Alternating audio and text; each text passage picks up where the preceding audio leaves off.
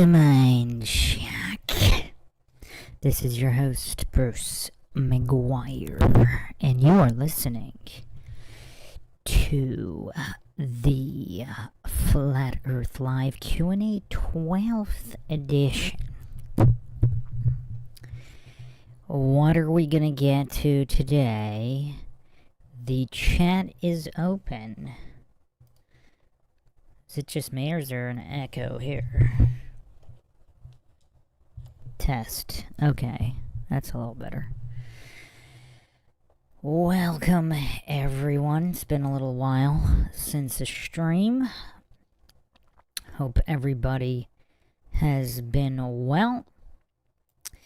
As always, if you want to help support the podcast, help logic and reason return to a world where it is quickly going extinct, you can donate to our PayPal. Check the link in the description. Make sure you subscribe to the channel, hit the bell for notifications, like and share Twitter, Facebook, Reddit, and Patreon. Patrons do get priority for case topic, logical analysis, co-podcaster requests. You could also be a guest on the podcast, depending on your tier. Questions, comments, theories, thoughts, suggestions, rebuttals, debunkings of any kind, leave them in the comments section.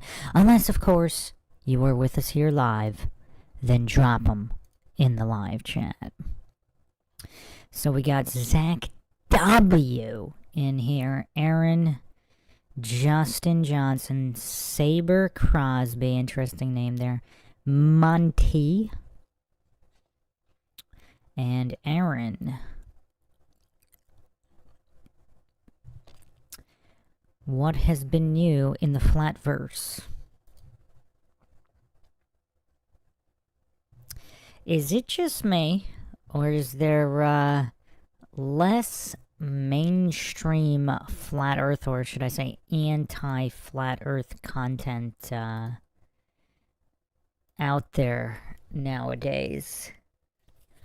I mean, Mark Sargent used to be on all these radio shows, TV shows, news segments. I mean, what's going on? Is he still doing stuff like that, or is there just the interest isn't there on the side of the mainstream? Are they switching their strategy?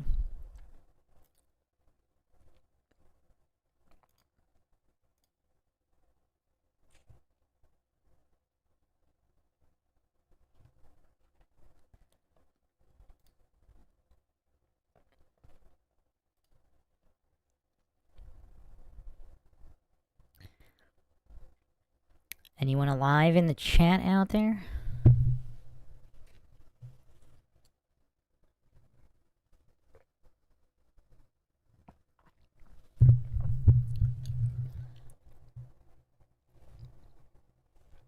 We got some people in here. Nobody's commenting, or is the chat frozen?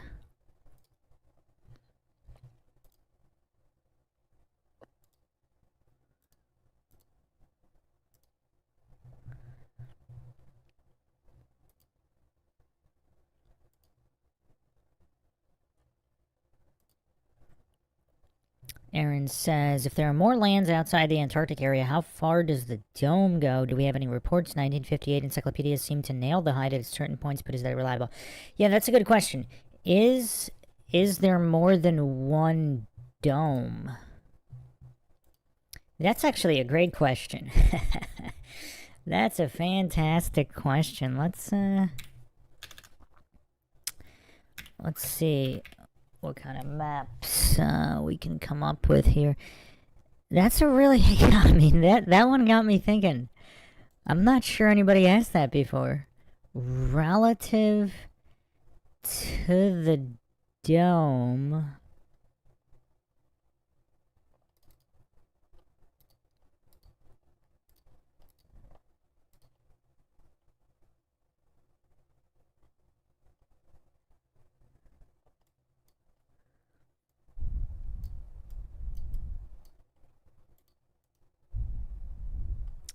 Alright, hold on. Let me play this video.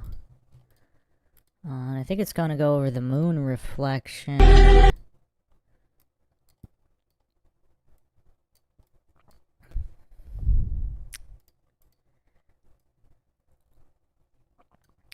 So, yeah. How big would the dome have to be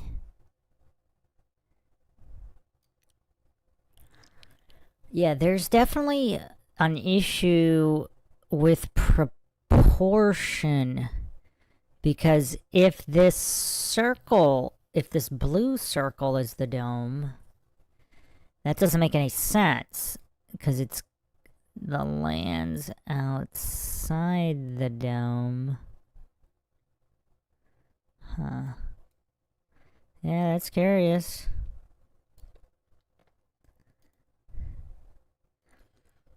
Yeah, let me look at another map here.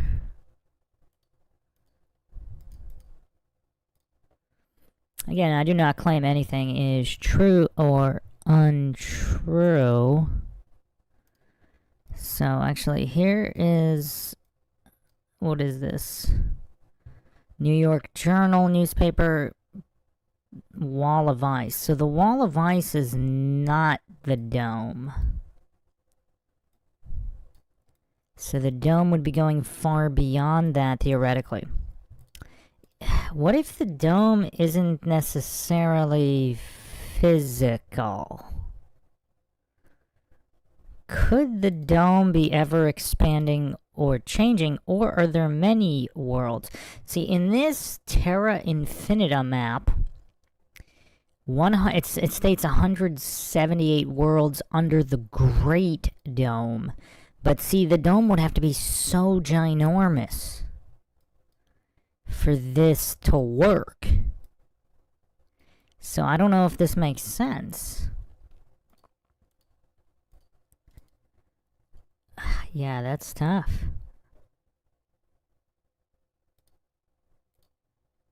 Here's another one. It's an interesting one.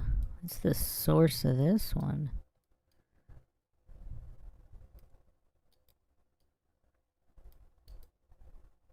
This is a really interesting one because look how uneven Antarctica would be. If Antarctica is this ice wall and then you have other stuff.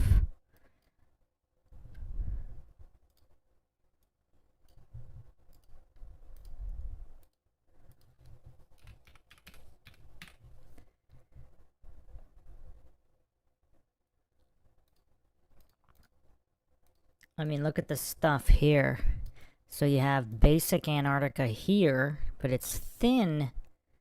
Yeah, look how thin it is on this side, but then you have all this land here and then also this.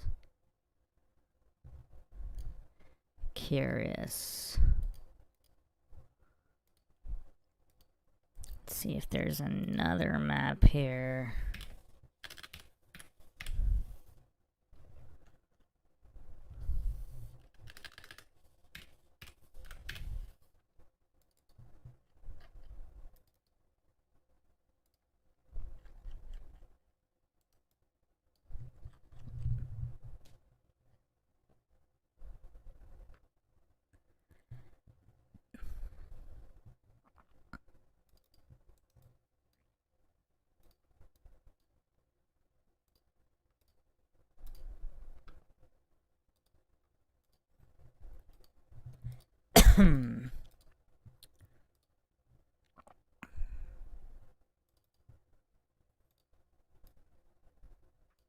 Here's allegedly the first televised picture from space on April Fool's. It's an interesting day. That's an interesting photo too. See, if there is a dome, would that cause this kind of curved look? Because if the dome is black, see, this is what nobody's talking about. I mean, look how it could fit theoretically onto this map. If the dome encircles the Earth and you can't see through the dome, it would appear black. Would that give a curvature effect? I don't know if anybody's ever talked about that before.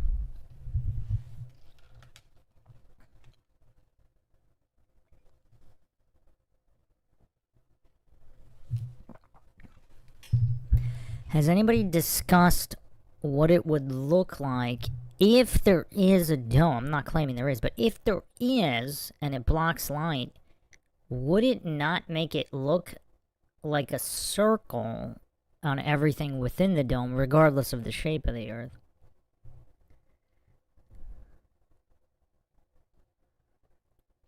Justin says, I personally think our firmament is an electromagnetic field of a toroid. What's beyond the field? Or is all of land only within that field?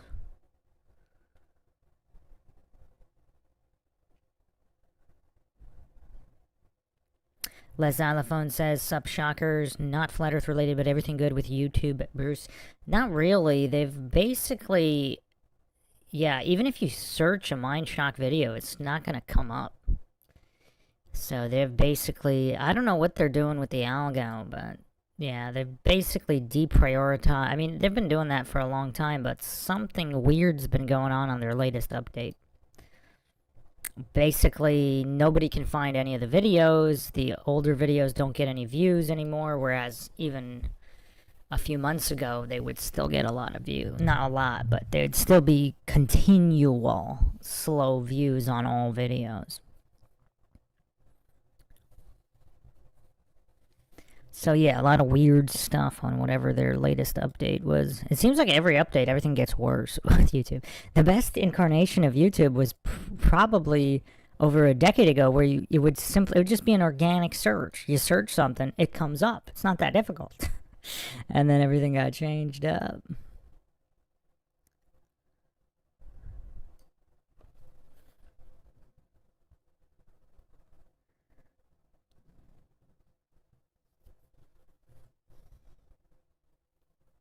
Aaron says, that image is not real. It shows too much, can't get that high. Are you insinuating an April 1st image is not true?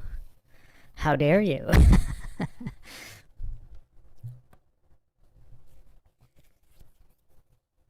Les Xylophone says, they hide your content and I'm subbed. Yeah, it's a problem.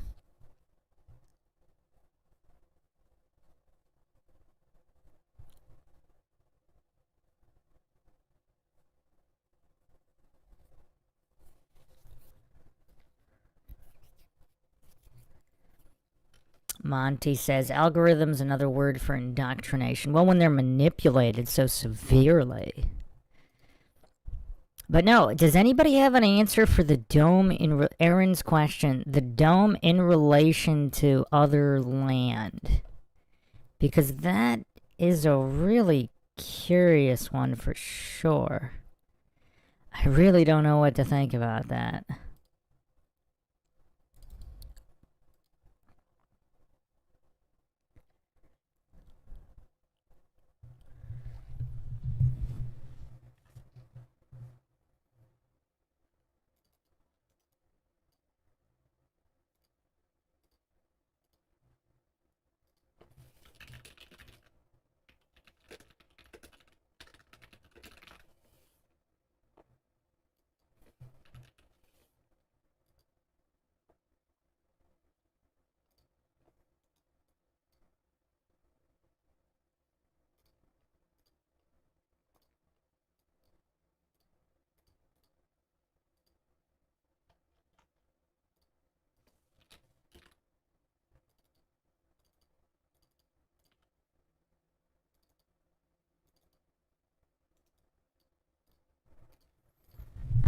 So here's this map from a Japanese temple, allegedly. And so, what are these circles here in the middle? So is this outer circle? Is that just the ice wall? But then how far does the dome go? It's just, yeah. It's curious. It's definitely curious.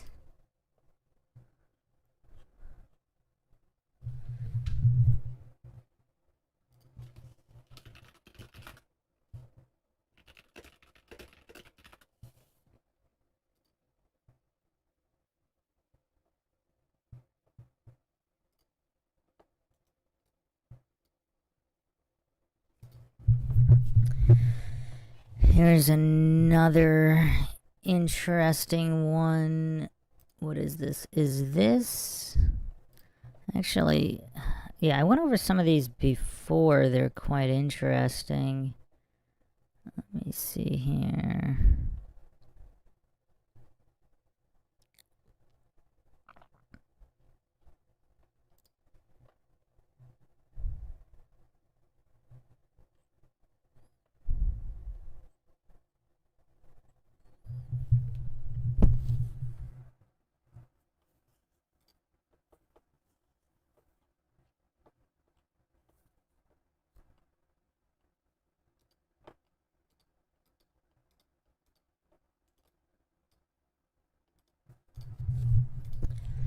So there's this one. Walls of Asgard. Wastelands. Yeah, it looks like some kind of fictional map, but, or I don't know if this is based. So we got Atlantis here. Is this somewhat based on Norse mythology, perhaps? And then there's also this one, which is a really interesting one. And I actually mentioned this in terms of Atlantis.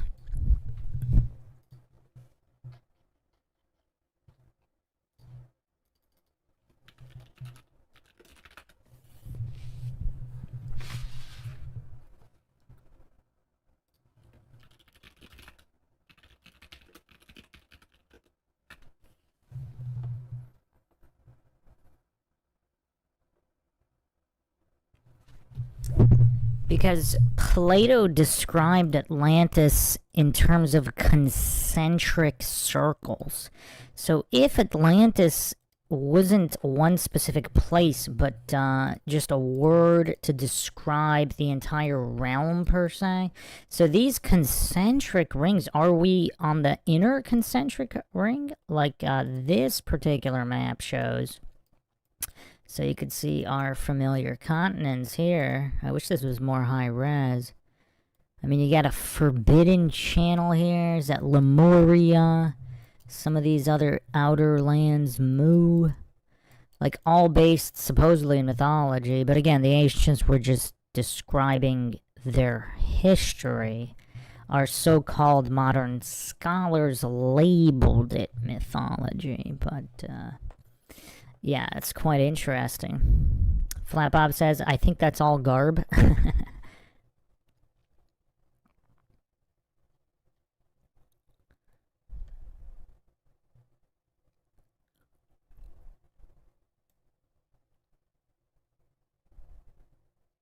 Flat Bob says, I'm not convinced that there is a dome.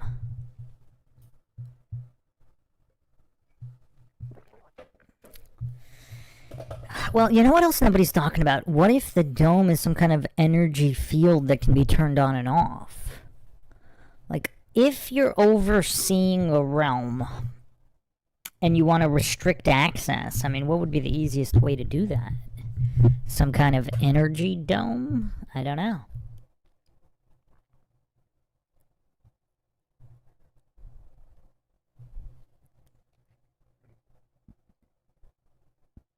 Lord Zed says, to be clear, the rule was 30 pierces in 40 days. So although I fell behind, I can watch 6 pieces in one day and still make it. Yeah, I'm not making that Pierce Brosnan challenge that Lord Zed laid down. Yeah, I was pretty bad. I think I only watched one. I kind of organized some of them, and I was ready to watch more Pierce Brosnan movies, but didn't get to it. Things have been busy. Dr. Bass Ackwards says the fake moon landing and the fake ISS are likely mankind's most embarrassing achievements.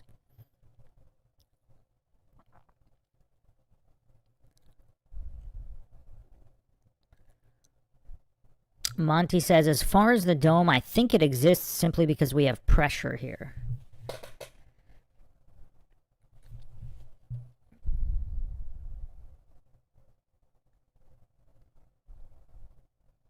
Lord Zed says, what a coincidence. I was just thinking this morning, it's funny, they say space goes on forever. New Jerusalem. Aaron says, made a comment on New Jerusalem. Let me see. I don't see the comments.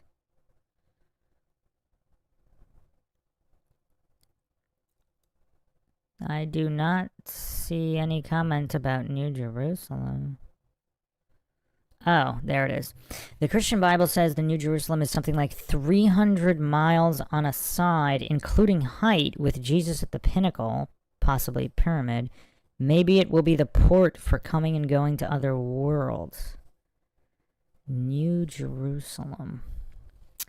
Yeah, that's another rabbit hole on where exactly it was. Some people actually believe it was in Utah, the land of Judah,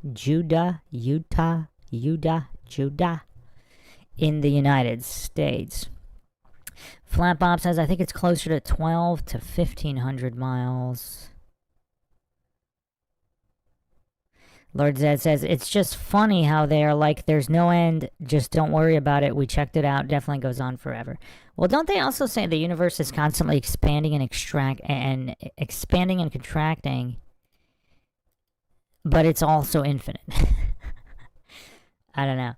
Aaron says, New Jerusalem is yet to come. How does that tie in with Satan's little season, though? And are we also living past the return of Jesus and the events described in the Bible? And if everything is just kind of cyclical, then it just happens over and over again.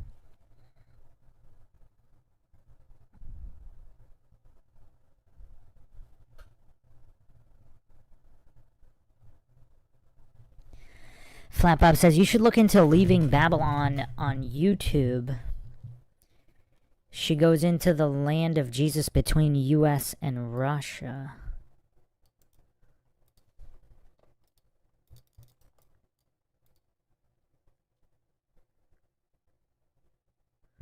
Leaving Babylon here, yeah. Let me check this channel out. I'm not did I look at this channel before? I may have if somebody else brought it up before.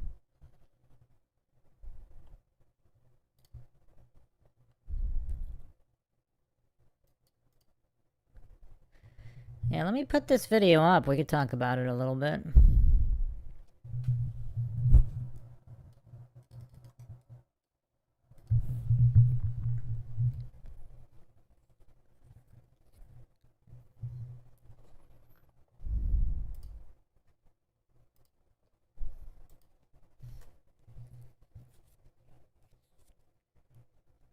Chin Chin says, yeah, Leaving Babylon has some great stuff, comparing the old maps of the Straits to the modern GPS maps. Monty says, it's expanding, but matter and energy are constant.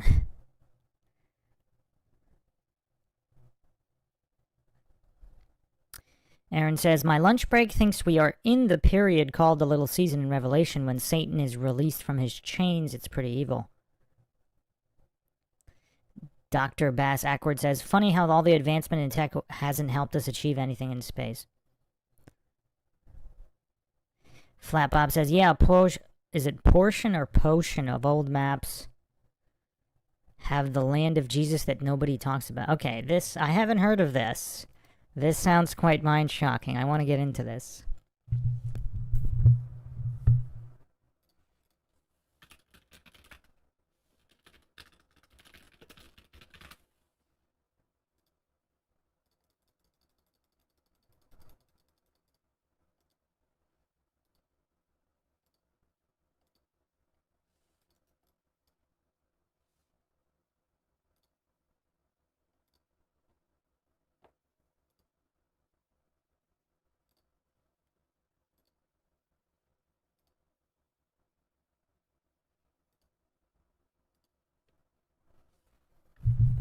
Little bit of lag here, but I want to get this video up.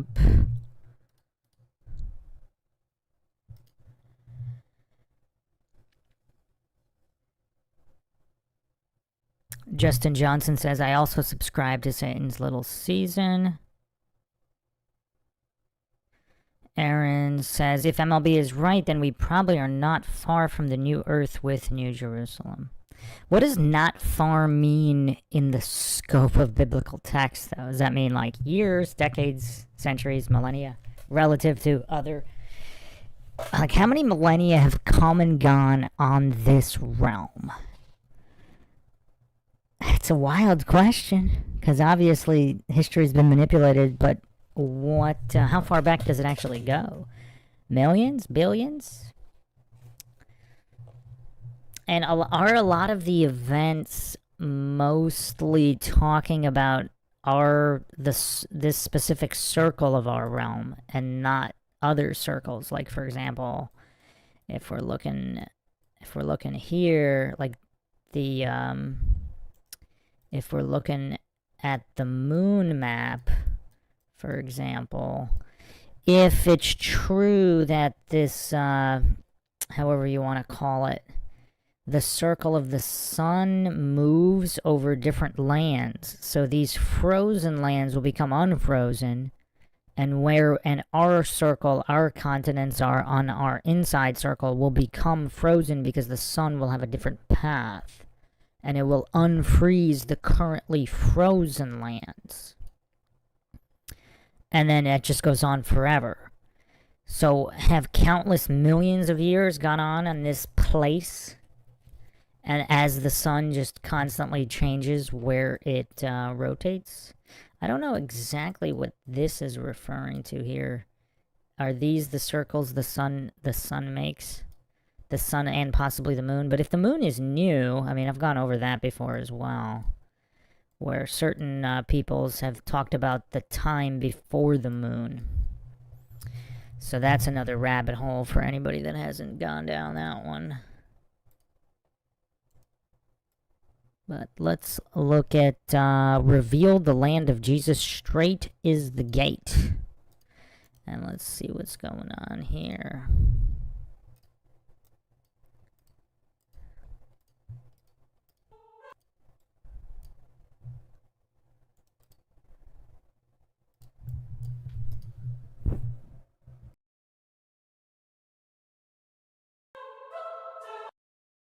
I've been searching through evidence related to the North that aligns with the truth of scriptures and prophecy specifically. I have a number of playlists, and I encourage you may want to go and look through them. One of them is called Sides of the North, and I have another video that's called The River. So these videos really start to talk about the geographical, geological, historical, evidence that points to the location of what I would call the camp of the saints in the beloved city. And this is all aligning with scripture. So that's the purpose of my studies, and it always has been. I've also started a series called Surrounding the Camp. So I've done 4 videos in that series, and that really series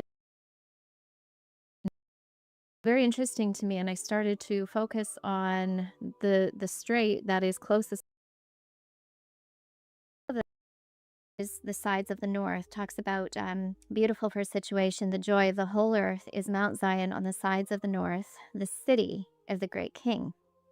And so seeking the city in this time of growing deception in which we live has been a real call on my heart, and I know it's been the call on the heart of many people that are also engaging in these conversations. And so one of the early, I guess, insights that I had was from Matthew 7:14.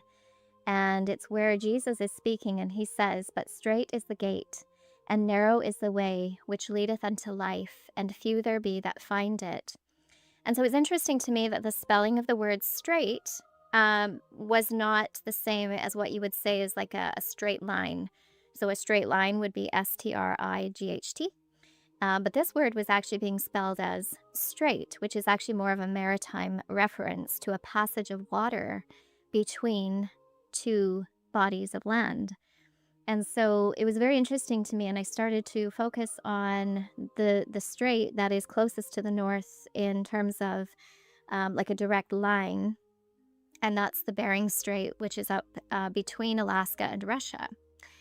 And so I kind of started to be drawn to that area, even though, yes, there are a lot of straits in the world. That area in particular was interesting to me because it was right on the side of the north. And it even in Google, if you go look at that strait, it's described as a straight, narrow gateway to the north. So very interesting to me that they even describe it as a straight, narrow gate, even in Google Earth. So I'm not intending for this video to be too long.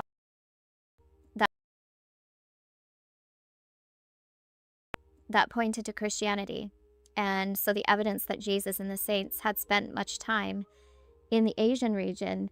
And when we when we read like the travels of Paul, for example, in Mark, and the apostles that went to preach the gospel to the whole world, they ended up traveling along the coast of Asia. Now, if this is your first time here, I do not believe that the coast of Asia reference is the Mediterranean. I believe it references the coast of Asia, which is China and all along the eastern coast there. So yeah, I don't want this to be too long of a video, but we'll see how it goes. And I just want to let you know this is groundbreaking in the study of the little season. And when we're talking about Revelation 20, I'm talking about verses specifically 7 to 9. And what they say is, and when the 1,000 years are expired, Satan shall be loosed out of his prison, and shall go out to deceive the nations which are in the four quarters of the earth, Gog and Magog, to gather them together to battle, the number of whom is as the sands of the sea. And they went up on the breadth of the earth, and compassed the camp of the saints about, and the beloved city. And fire came down from God out of heaven, and devoured them. So we know that there is an adversary who is going to come against the saints and the beloved city. One thing I would say is that when we're talking about the little season, it comes specifically from those verses there. So it talks about Satan being loosed for a little season. And basically, when Jesus came and he fulfilled his word to destroy the temple and to basically bring his kingdom, the good news of the kingdom was that Jesus was doing away with sin and death and the oppression that was, part of deception, which is what Satan was wielding against mankind forever, like since the beginning. And so I think this rebellion ceased for 1,000 years, and Jesus said it, I believe it, and it happened. And I also believe that Jesus is here, and I believe that the saints are also here. So I really want to delve in now. So in Isaiah 9, Jesus is here, and I believe mankind forever. Jesus was doing away with sin and death and the oppression that was, part of deception, which is what Satan was wielding against mankind forever, like since the beginning. And so I think this rebellion ceased for 1,000 years, and Jesus said it, I believe it, and it happened. And I also believe that Jesus is here, and I believe that the saints are also here.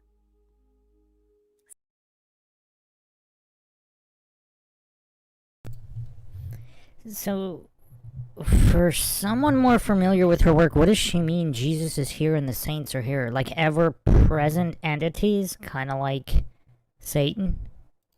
And again, not to go off into asides, but again, we have to keep in mind, supposedly Satan, Lucifer, and the devil are all possibly different entities. Flat Pop says, no, she means they're up in the north. But existing entities, like immortal entities, ever-present entities in this realm.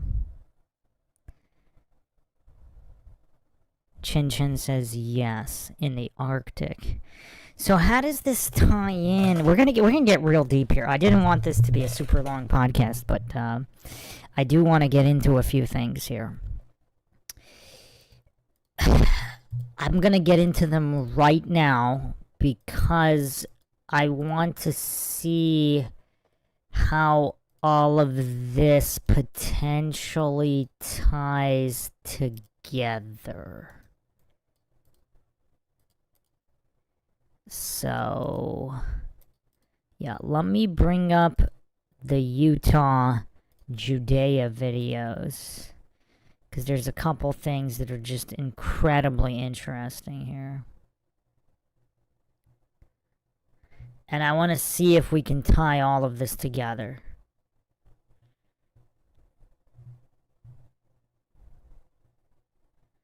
She's also saying, so the other thing I took away, I mean, this is pretty dense. She's going over quite a few things here.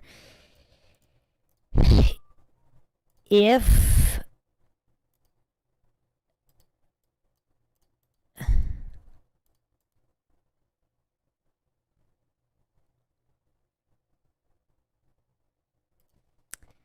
alright, hold on a second. Why is this so slow? Okay, so let's see here. Okay, we are missing something here. Something, let me see. Okay. 7 minutes, it's 1 minute. Okay, maybe not.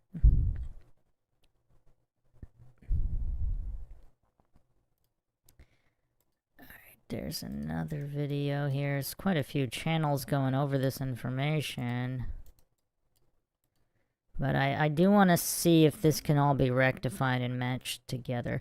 And another thing is, though, if the events of the Bible are kind of cyclical, this all happened many, many times over. So is it all true? So was there a Jesus and a Holy Land in the middle, in what we call the Middle East, but then there was also a cycle that happened in the United States, in Utah? Was there another cycle that happened in Asia or whatever? I mean, it's tough to rectify all of this, but we will try, because this is Mindshock. All right, so here's a super quick video. Check. We'll set the stage here. I'll go over a couple, and then we'll get back to the straight.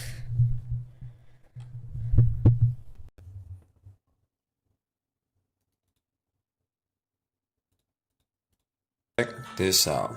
The Americas is Grenada, Israel, the Promised Land. All of these are biblical place names in Utah, including Jerusalem. Utah's nickname is the Beehive State. There is a mountain in eastern Nevada named Mount Moriah, and it is over 12,000 feet high.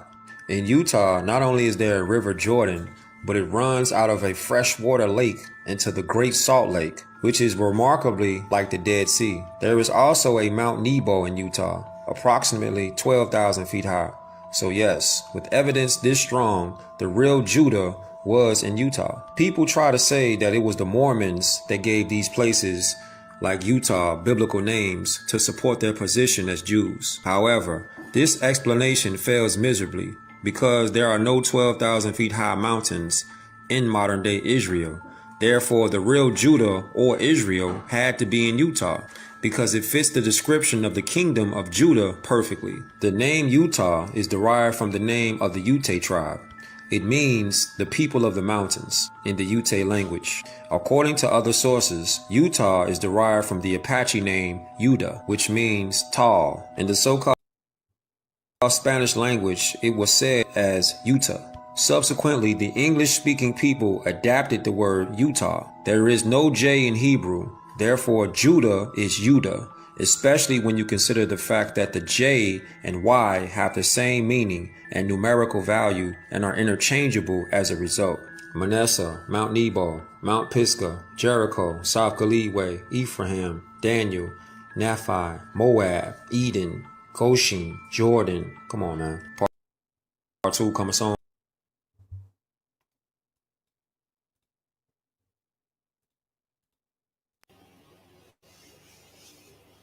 What's up, YouTube? It's Biblical Truther.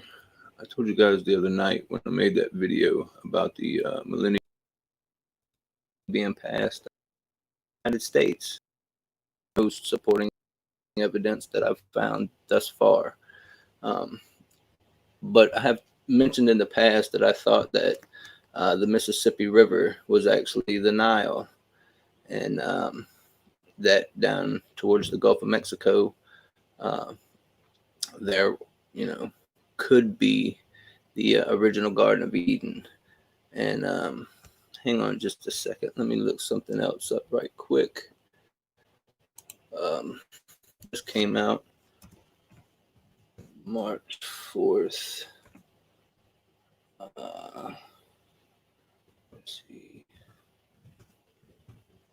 City, coast of New Orleans. Let's see, here it is right here.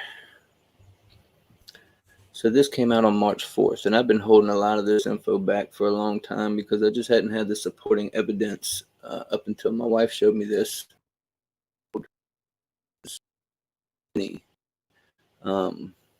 Buildings of these megalithic granite over here, but I don't think this is exactly what. That's not the best part. You know, I'm gonna get to that in just a second, but let me see if I can find that other picture right here. So this is what's left of the Alamo, and it looks an awful lot like I think it was let me get back to it. Well, this is a picture of Jerusalem. I think this is Wikipedia.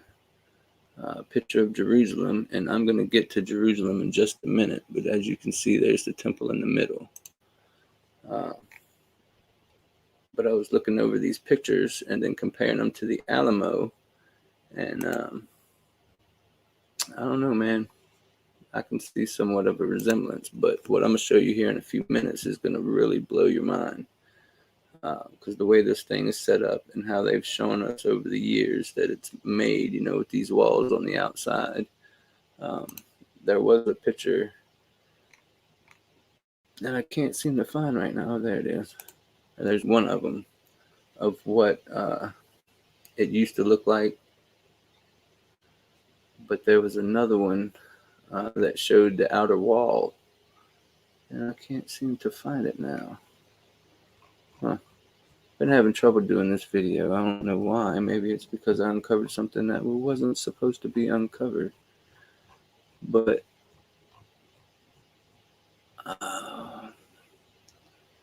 somewhere right here in the beginning, I can't believe it's not here now. But anyway, that's the little monument for what's left of the Alamo. Really looks familiar. Oh, here it is. These are the outside walls around the Alamo, which I find peculiar, especially when this is what they tell us it looked like back in the day. But that's not what I really wanted to get to. But it is curious that this thing looks a lot like the temple. But this is an ancient map from Texas history of Jerusalem, Texas. And you see how this thing is laid out. It looks a lot like that city of Jerusalem. This is actually another picture of, you know, Jerusalem. And you can see how this thing's shaped. It's got the walled city all the way around it, the temple complex right here in the middle. But this Jerusalem, Texas one, you can see there's a temple complex right here. Walls all the way around. The three, why they're after America, why Gog and Magog. And I don't even see vineyards. And a lot of them are in the valleys, right here in this valley where the Red Sea is dried up now. Thought that was pretty interesting as well. Vineyard. Not that one. Nope. Where'd it go? There it is. So if this valley was the Red Sea at one.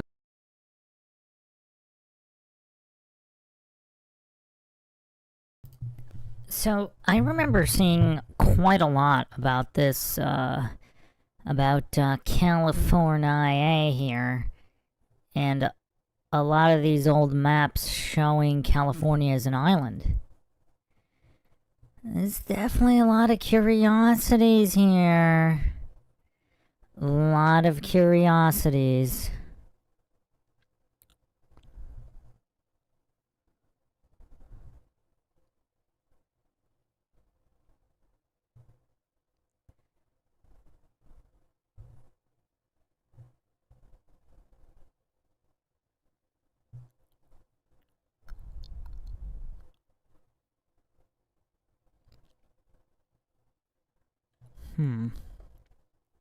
Let me just scroll through some of this, and then there's one more video, and then we'll get back to the original.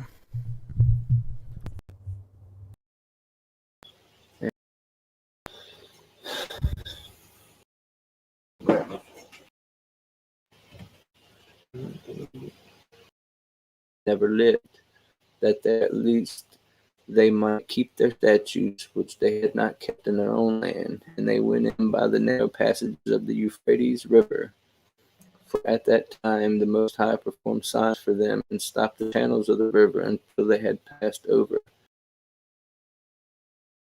I don't so much believe anymore. But anyway, it goes on to talk about how there were some European explorers that came to the United States and encountered these indigenous people, and no matter what language they used, they could not speak to them. And there was like 3 guys on the ship that were Jewish, so they started speaking to each other in Hebrew, and the Indians, they knew Hebrew, so they started chatting with them and talking with them, and yeah, so that's how we find out that the American Indians, aside from the Sanskrit Hebrew writings on all the cave walls and such, that's how we found out that they are actually Hebrews, part of the native Euphrates. But what do you guys think? There's your proof right there. Possibly could have been Rome originally because it's a heavily Catholic place. Many cathedrals, the voodoo capital of the U.S. and such. And then this is the Chandelier Islands right here.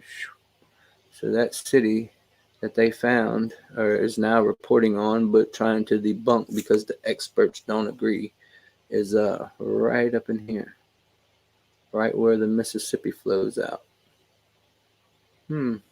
Wasn't Egypt located at the mouth of was it the Nile or the Euphrates? I forget, but that would put it right there. Was the original promised land, and all the biblical stories unfolded right here. Selected the East as his empire, and with Eusebius, Jerome, and others invented the present Palestine. He invented Palestine, guys. Just like I stated in Migration Series 2, Flavius Dalmatius, the half-brother of Emperor Constantine, commissioned an anonymous author to create Itinerarium Berganilis, the first ever document calling the Levant the Holy Number. Where is Atlantis? Look on this map. This map got North and South America, and it says Atlantis Insula, meaning the island of Atlantis. Let me tell you something. The Americas is so big. It's funny that they call it an island when it's really the largest landmass on Earth, right? But the Americas are so big that if you're coming from anywhere on Earth, if you go east and west and you keep going, you will reach the Americas. From any point on Earth, from the Middle East, from Africa, from Europe, from Australia, if you go east or west continuously, you will eventually end up in America. So to say that they didn't know about this landmass is ridiculous. They knew about it. Everybody has always known about the Americas because, like I said, it's the easiest accessible place on Earth. All you have to do is keep going west and you'll get there. All you have to do is keep going east. Number 1, Babylon. That's in the Quebec, New England, Acadia region. Number 2, Medo-Persia, which is right next to that, around the Toronto area. Number 3, Assyria, started out in the Florida, Georgia, South Carolina area, spread.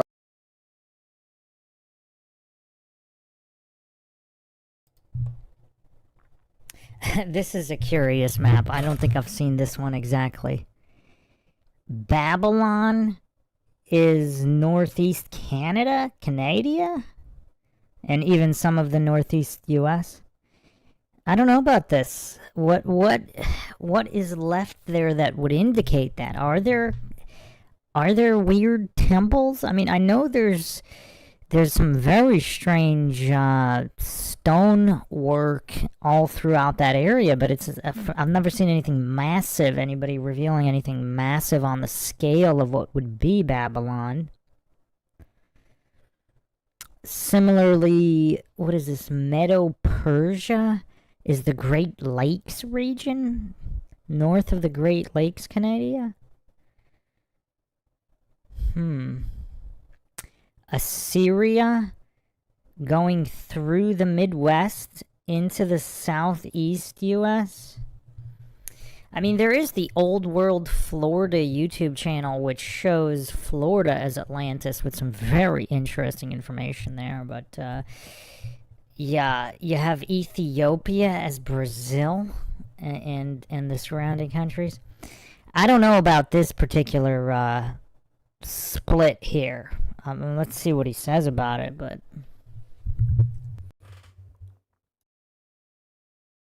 all the way northwest to Lebanon. Number 4, Hamath. Hamath was right north of Lebanon. Number 5, Canaan, also known as the land of Israel, spread all the way from the Great Sea to the Euphrates or the Mississippi River. Number 6, Mizraim, west to east from the Colorado to the Mississippi, north to south from the Colorado all the way down to the southern tip of the Andes. And number 7, Ethiopia, aka Kush. It started off on the Gihon River, which is the South Atlantic, and spread throughout South America and spread east into Africa from West Africa all the way up to modern Ethiopia, also known as Aksum or Abyssinia. Now look at this. This is history they didn't tell you in school. All right. In circa 100 BCE, Diodorus Siculus of Rome talked about the Phoenicians of Carthage and learned about America, calling it the land of the gods. Diodorus Siculus describes America circa 100 BCE. Now this is in a book, and the book cost $200. It's about how the Greeks did in fact come to America. And Homer's Odyssey, which is a very, very important piece of Greco-Roman literature, states very specifically that they did in fact come to the Americas.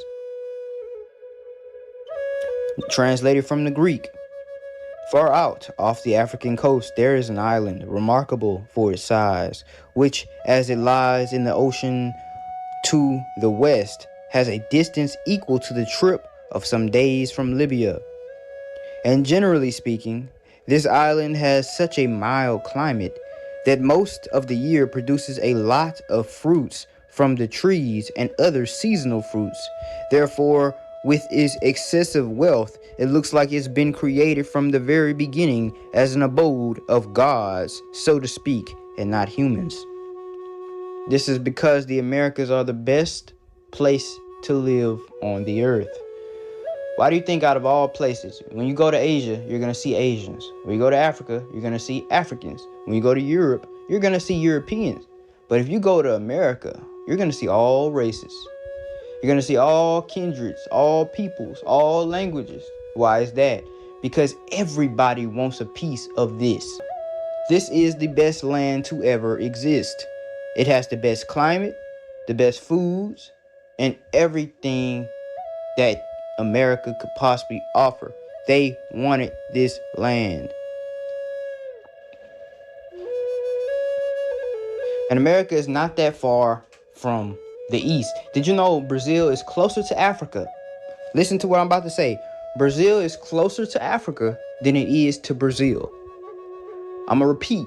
Brazil is closer to Africa than it is to Brazil. Because Brazil is such a huge country. It's bigger than the span from Brazil to Africa. It's bigger than the South Atlantic. So, America is not even that far from the east. There's been trade. There's been all kinds of things. Do not underestimate the ancestors. They were very intelligent. They'll tell you that, we were cavemen and we learned all this stuff and got smarter and smarter, but that's not true. In history class, they told us history repeats itself, right? If history repeats itself, then that's a contradiction to whatever you're teaching. Opposite to Africa lies a very great country in the vast ocean, of many days sail from Libya westward, which was unknown for a long time because of its remote situation, that it was finally discovered accidentally by some Phoenicians sailing along the west coast of Africa, who were prevented from landing and driven far to the west by violent storms, and that they found a new country rich in fauna and flora, and everything suitable for the wants of man. Now pay attention to how they just describe America, right? The soil here is very fruitful, a great part whereof is mountainous, that's the west, but much likewise champagne, which is the most sweet and pleasant part of all the rest, for it is watered with several navigable rivers. All right, the Americas have so many rivers, right? Colorado, Mississippi, Amazon, etc. Beautified with many gardens of pleasure, planted with diverse sorts of trees and abundant orchards, interlaced with the currents of sweet water. Sweet water, pay attention to that part. That means there's a lot of natural springs from the earth, minerals in the water. You know what I'm saying?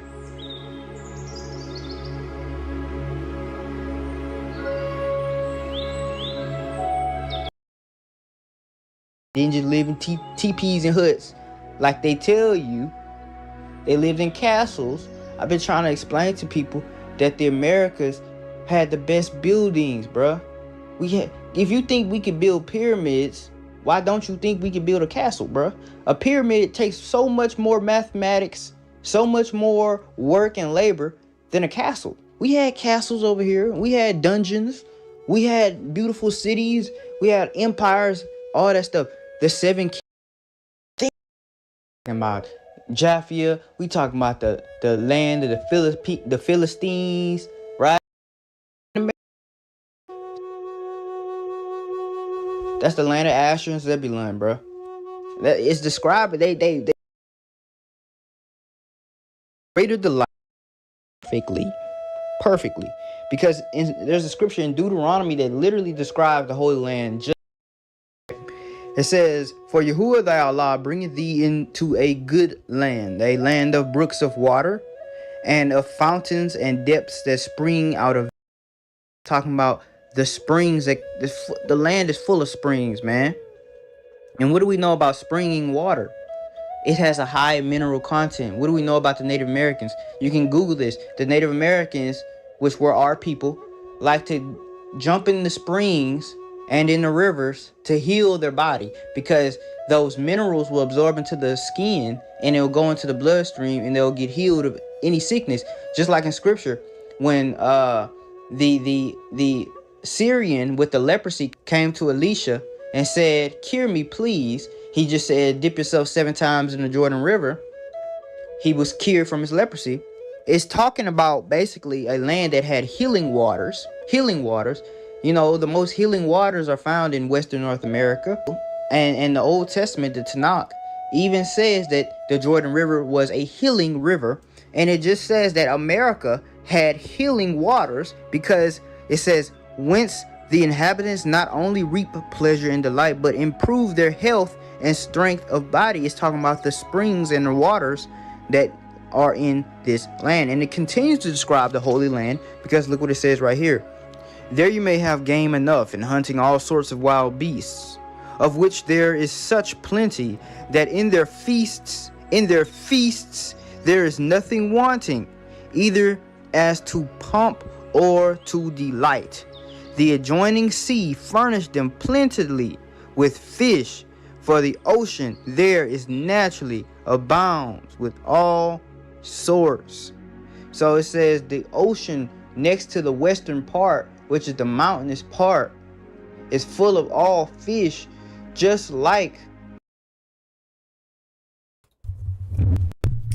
So I'm going to push back a little bit on the thermal springs.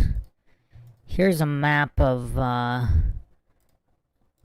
all the thermal springs in the world. Or not. YouTube's being weird. Hold on. Why is this not working?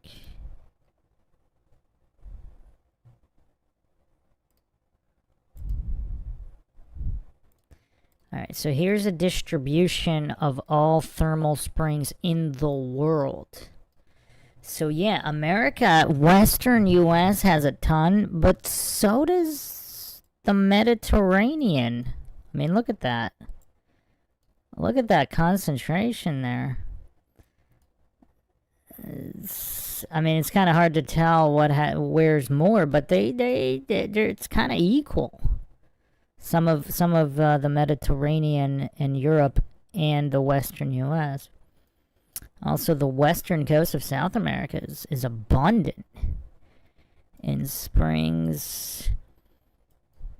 And Japan, for some reason. Interesting. Interesting.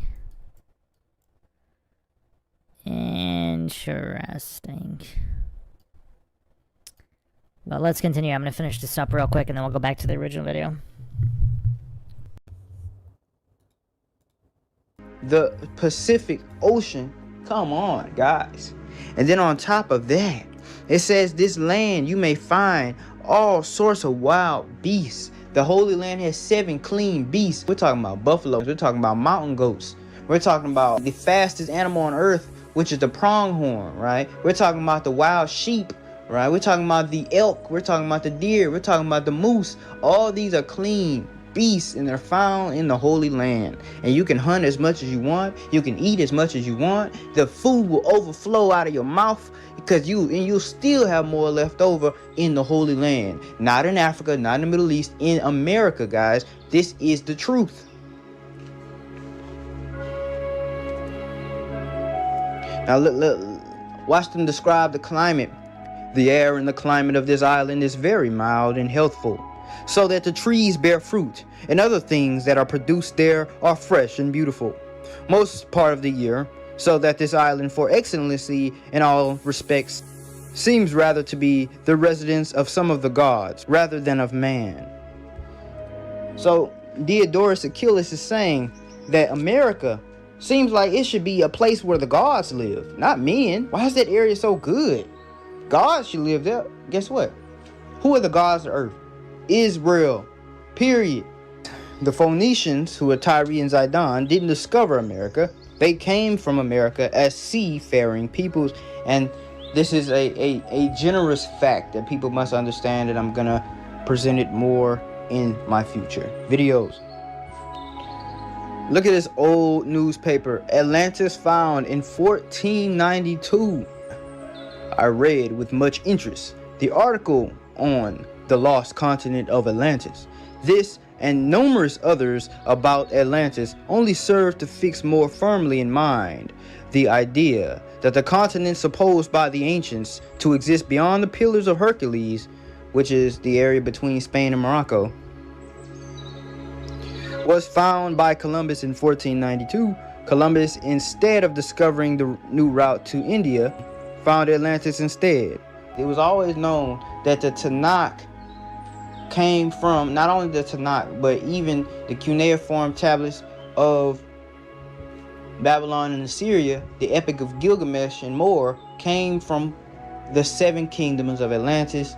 And the stuff is very simple, bro.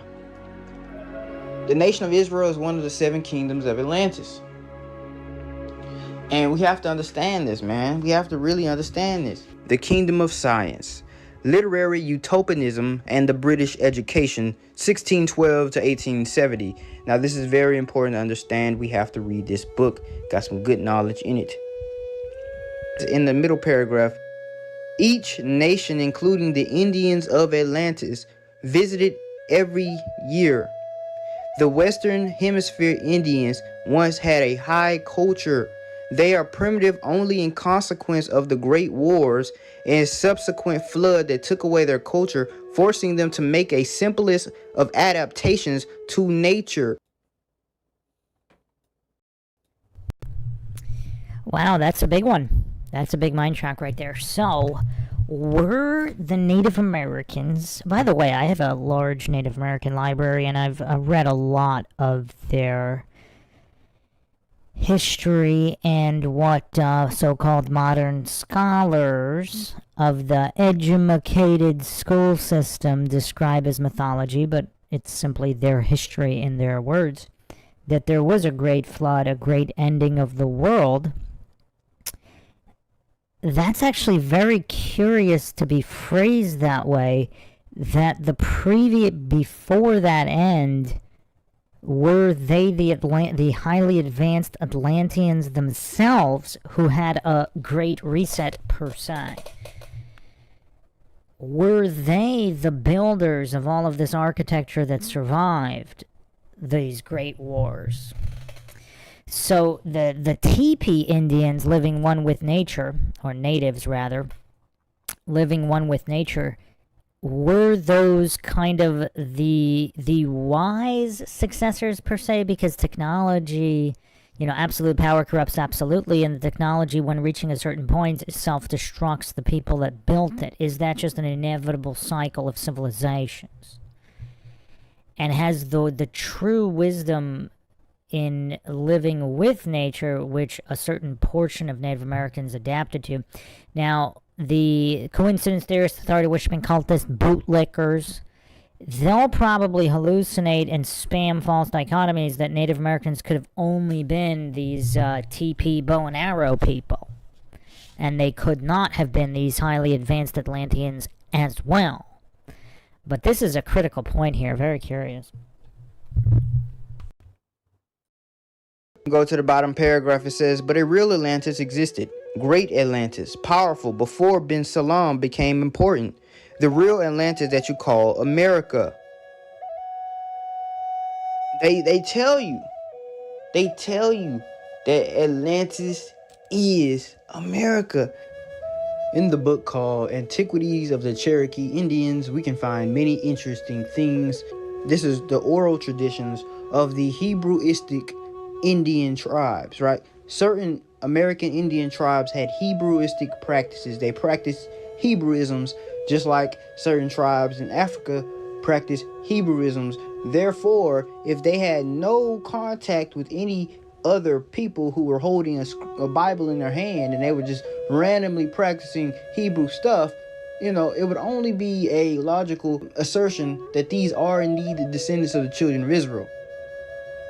So anyway, this is what a certain explorer, or maybe spy, I should say, had to say about the Cherokees, because he heard the oral tradition that they gave. Mr. Boudinot, speaking of the Indians, said, "It is said among their principal or beloved men that they have it handed down from their ancestors that the book which the white people have was once theirs. That while they had it, they prospered exceedingly, but that white people bought it of them and learned many things from it."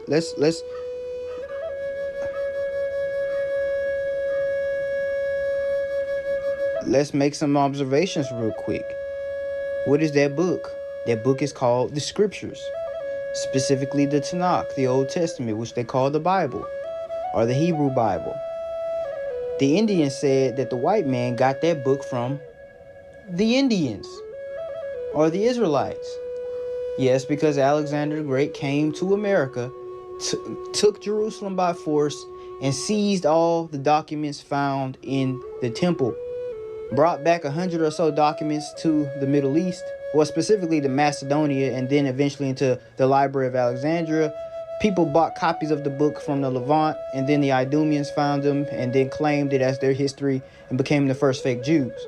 But anyway, yes, the white man did indeed take the scriptures from the Indians, or the American Aboriginals, who are the Israelites, just shortly after the time of Joel.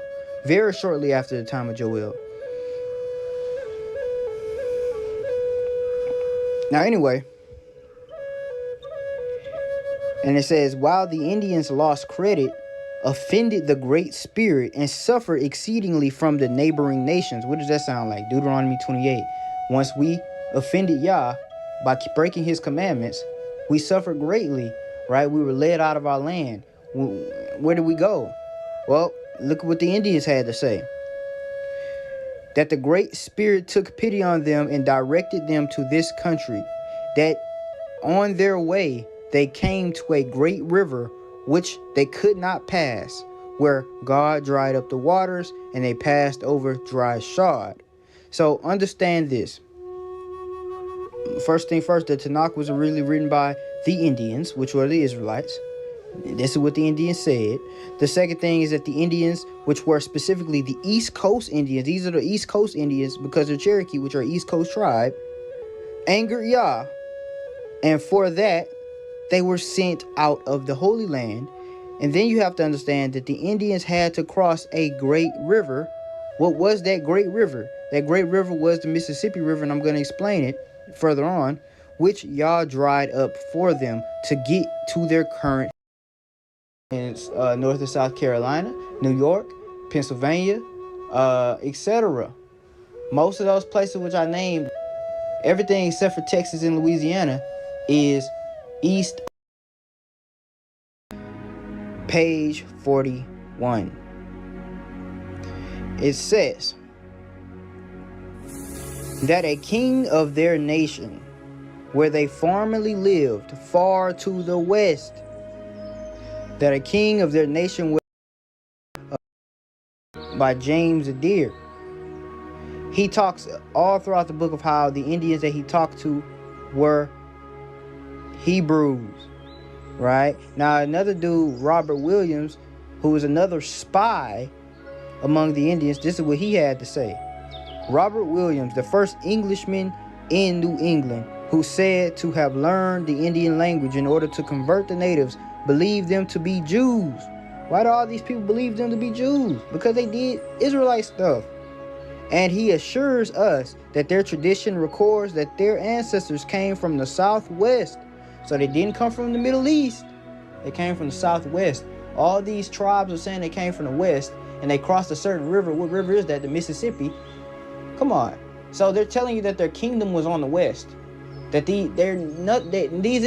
Indians are not saying anything about coming from the east. These Indians are not saying anything about crossing the sea. These Indians are specifically saying they had Webster had to say, bro. Noah Webster, the author of the most famous dictionary used in the English language, the Webster's Dictionary. He said this in 1828. He said education is useless without the Bible. Holy Land back then. People knew that the Holy Land was in the. So I really want to delve in now. So in Isaiah 9, 6-7, this is one of the most beautiful passages in scripture that was the prophecy of Jesus and what he was going to do.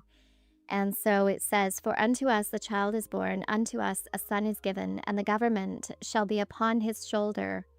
And his name shall be called Wonderful, Counselor, the Mighty God, the Everlasting Father, the Prince of Peace. Of the increase of his government and peace there shall be no end, upon the throne of David and upon his kingdom, to order it and to establish it with judgment and with justice from henceforth, even forever. The zeal of the Lord of hosts will perform this." Isaiah 9, 6-7. So let's start looking at the evidence that has been brought to my attention, I believe, by the Holy Spirit. I was sitting at my desk, doing a bit of research, but I just put my head down and I said, "Lord Jesus, where are you?" I said, "Please show us where you are." And I say that a lot. I pray that a lot. And it was as if there was this delivery to the front of my mind, and it just came out of the back of my mind in a way. It was some kind of information that had been there already, and I'll walk you through that a little bit. But what I want to show you here is I had always felt very uncomfortable with the international dateline, which is on the 1/80th longitude. And why would they break it like this? What is the function of changing time zones right in this area? So as I went through the study, I really decided to call it the International Gate Line because I believe it's being gate kept. I believe there's been a very big cover-up, and I'll show you as we go through this. So I started to wonder why, what is the mechanism? What are the mathematical magic spells that they've cast here? And it's definitely what's happened. I've said before, this is very much a smoking gun. On the international scene when we're talking about politics and international kind of the emergence of, let's say, tensions that they build through the press. You know, it's just a visual thing. We don't know if it's actually happening or not. But they build a visual tension between certain countries. And one of the big ones is United States and Russia. And it always has been. And we can think of things like the Cold War, for example, being a time in our more recent history where many of us will remember things like the Berlin Wall being built or coming down. And some of these events that, in my mind, were kind of gates to the next level of the plan, if you will. So this area here in particular was always a smoking gun for me. I think it represents that this is not a hostile positioned for two countries to hold. Even though, yes, that area is highly militarized, if they really wanted to, succinct small video, I think it's about 3 to 4 minutes long, but it did get me thinking, and I did just kind of take a screenshot of one of the maps that she had put in there.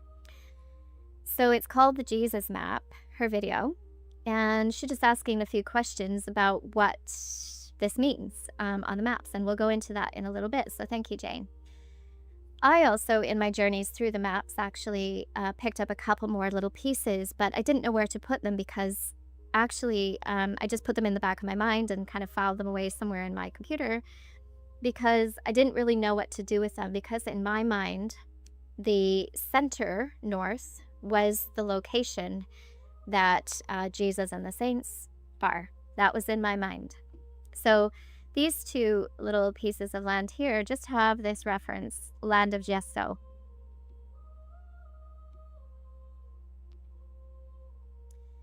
But recently in March, a friend of mine, Yanni, and I were speaking, and he shared with me some of the pictures that he had seen recently, more in the Pacific region.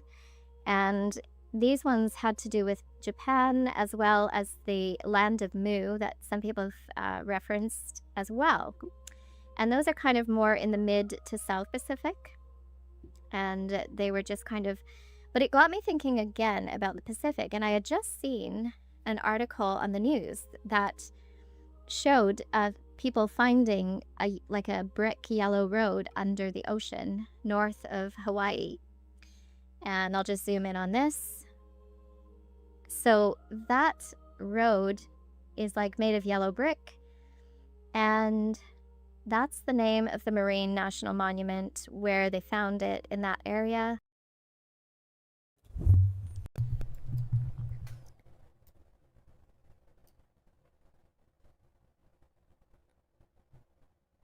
Really? The yellow brick road. Well, we have to follow it now. How can we not follow the yellow brick road? I mean, there's also Bimini Road. I mean, there's so many of these underwater roads. Do all roads lead to Rome?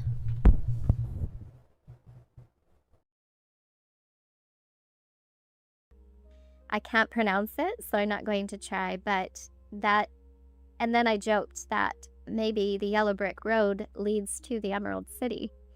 And if you take a line and you draw it directly up to the north, it goes directly through what we would call the Bering Strait.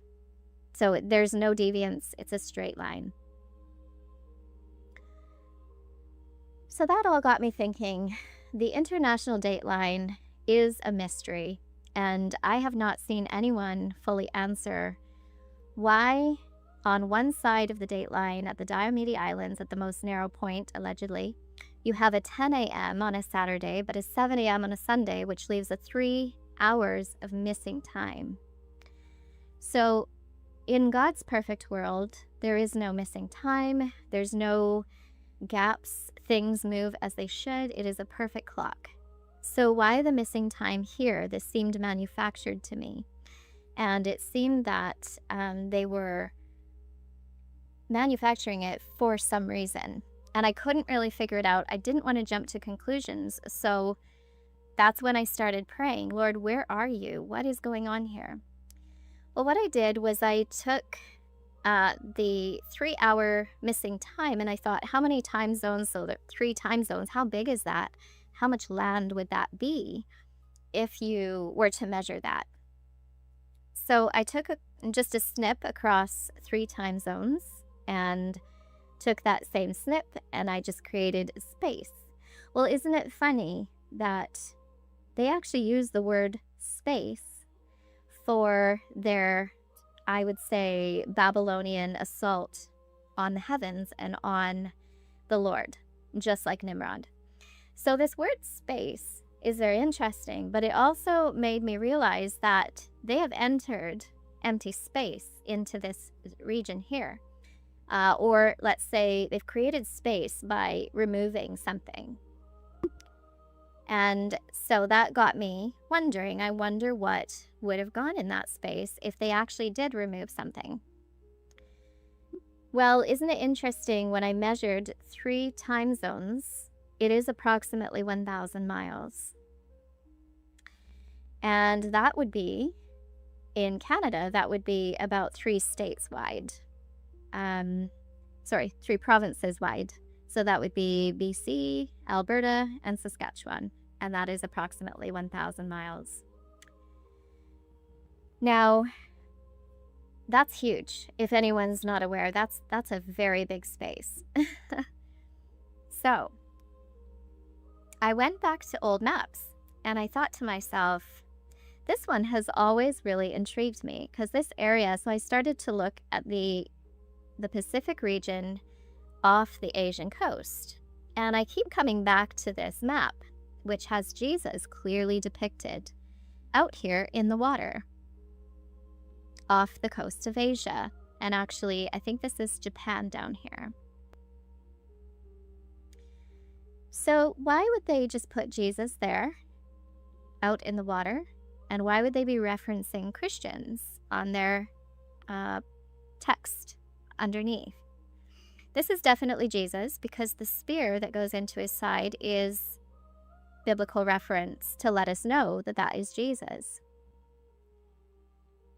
And, you know, memorably, the cross is what reminds us of Jesus and his death.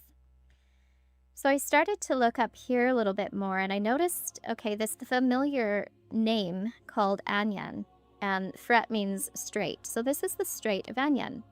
And I've seen that previously in a lot of maps. And this one actually says America on it. However, America is not that close to Asia, and yet everything else over here is proportionate. So how could this land here be called America? But, you know, I had thought that before, but I didn't really take it any further.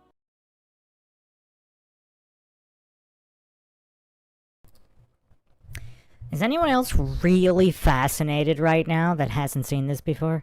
I mean, I don't know exactly what she's getting at, but it seems like she's insinuating that there is a vast land that is being hidden on all the on modern maps. And that's quite curious, is it not?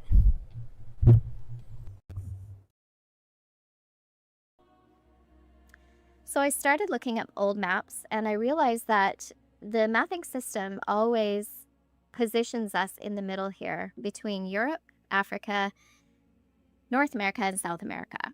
And we're always looking at this middle bit. And I thought, that's interesting. If you look at the top here, the land of Greenland actually looks really big, and it looks like it's all connected across.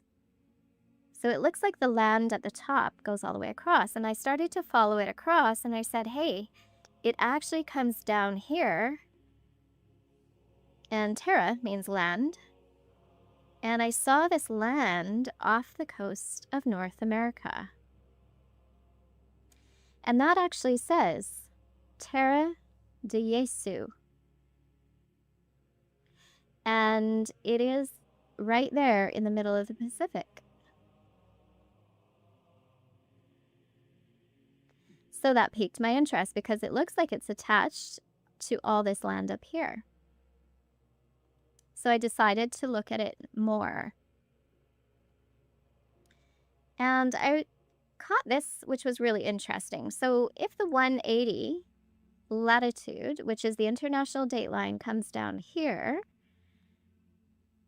And we have the familiar names of the Asian Northeast locations on that side. Then this is the strait that comes down next to Asia.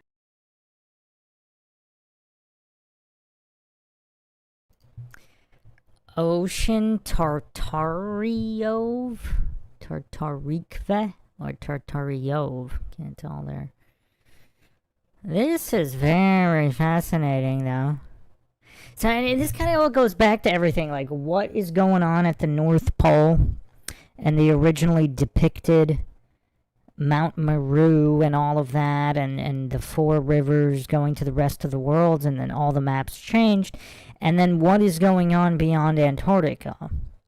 And is the North Star really what you should be following? So should everybody be making the journey to the North Pole? And is everything in the south, like Antarctica and the lands beyond, is that all a distraction? Does anybody really know?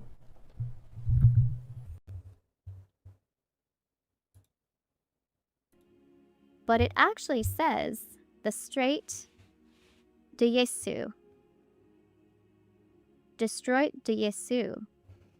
However, this over here says the Strait of Anyan, which is the one we saw next to Alaska, which means Alaska is not next to the 180 degree, the 180 latitude.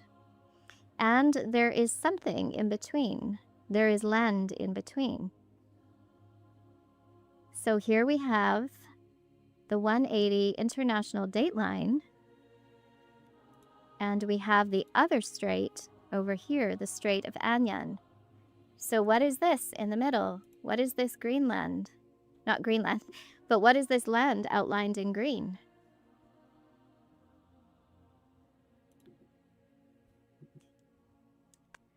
So I went to another Asian map, and I found land right next to Asia. And it's called Terra de Yesu. And when I type that into the Latin to English translation, it says the land of Jesus. Terra de Yesu, which is right off the coast of Asia in these maps. So I thought I need to find more maps, of course. So I went over here and I noticed this one is called the Strait of Anyan, and this land here is actually called Anyan, not America. So the closest thing I could find was Aeonian. Aeonia. There are documents on Anyan, by the way, but they mythologize it. So I'll go to those in a little bit. But initially I found this. And so it was belonging to Aeonia, a region of ancient Boeotia containing the mountains of Halcyon, Helicon, and Catharon, sacred to the Muses or Aeonian maids. Aeonia may have been a district of ancient Boeotia, a region of Greece. So we know that Greece is not where they say it is either. John Milton referred to Aeonian Mount as in Paradise Lost. So Paradise Lost is I would say an occulting of the truth. But it does kind of reference that there was a lost land. Okay, so Paradise Lost and Aeonian. So I started to look at maps that I've looked at before. And this map here from 1776 shows that what the chartographers did was they created this land that stuck way, way out from North America because they knew that in the old maps there was land very close to North Asia. So they put the land way out into the water, but connected it to the Alaska land. And what happened was people started to reference that land to just being Alaska. And this is 1776, so that should give you an idea of maybe what was going on. Another map from 1776 shows a smattering of islands, and it also shows a very strange land geology in this region here. I do not believe that that represents Alaska, but I think it was moved further away so that they would actually start to think that this was actually Alaska. I think this is the land of Anyan, but they have actually confused things, and I'll show you why. Eventually, we started seeing this map, and this is from 1915. And what they did as well was they actually started to create natural reserves, so bird reserves and military outposts, and they circled all these islands like, you can't go there, you can't go there, you can't go there. And it is my view that these are not actually islands. I believe there's land out there, or there was land out there, and I think it's still there.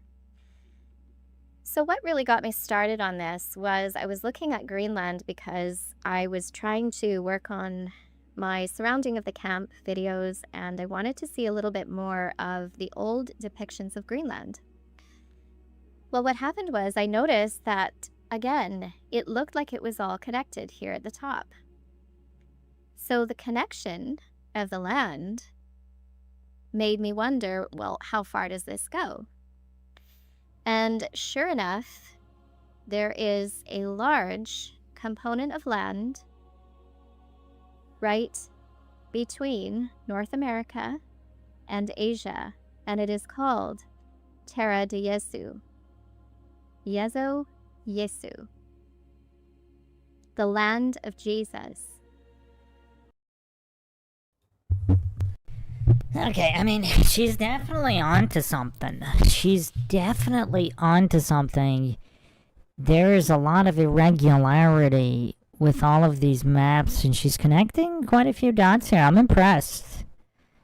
I am definitely impressed, but it seems like there's more questions than answers after looking all of this as well.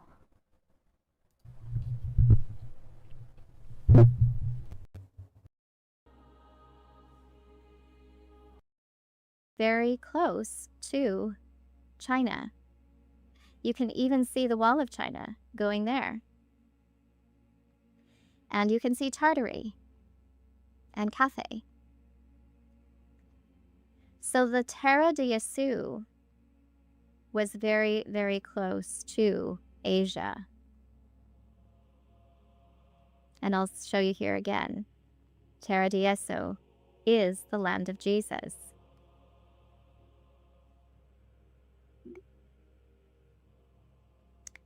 And this map here, 1702, really, really demonstrates what I'm talking about. You have a strait on this side and a strait on this side. This side here is North America, and it used to, even on the Mercator map, all the way up to the top, it's called California. And this land in the middle is called Terra de Yesu. And this here is called the Mer de Yesu, the Sea of Jesus. So we have one strait on that side, and we have one strait on that side. Strait is the gate, and they have deleted what was in the middle by removing the time zones. So this depiction shows that there is no known existence of anything in that region. If you are a person on the east coast of Asia and you look across and you see land, you will think you're seeing Alaska. If you are a person in Alaska looking across and you see land, you will think you're seeing Russia. Okay, the next main question here is what's going on with flights or boats with, of course, maps and radar and everything? Are they not traveling the distance they think they are traveling? That would be my next question. Have deleted this from anyone's knowledge below a certain, I guess, security pass. So one of the other things that they did is I noticed on the old maps, everything counts upward all the way around. So you'd have 180, 185, and they go up by 5s.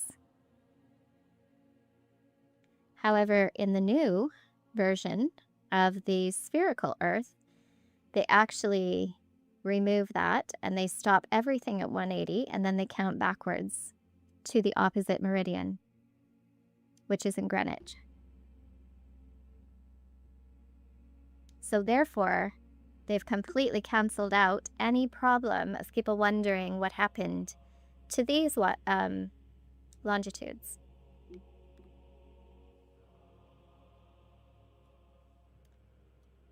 I found this map as well. So this is called the Sea of Kamchatka. And yes, again, I noticed down here, we have the Terra de Yeso. And they never finished, drawing where the land is, but it's showing there. So Terra de Yeso, land of Jesus. And when I went up here to see what was on here, I noticed this. It says Camp de Jesu with a G. And when I type that in to the Latin translator, it says Camp of Jesus. Is that Camp of Jesus?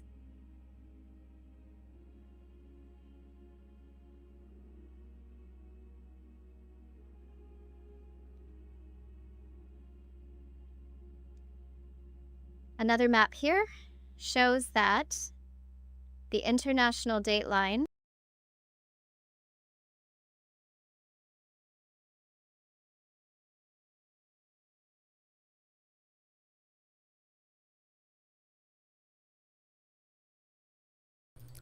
So in Latin, comp means together or with, which is interesting. goes down the middle here, and they're calling this now the Strait of Anian. On the other map, it was over here. So they're confusing where is the Strait of Anian. Well, we see a strait there, and we see a strait here, but we still have this problematic land in between.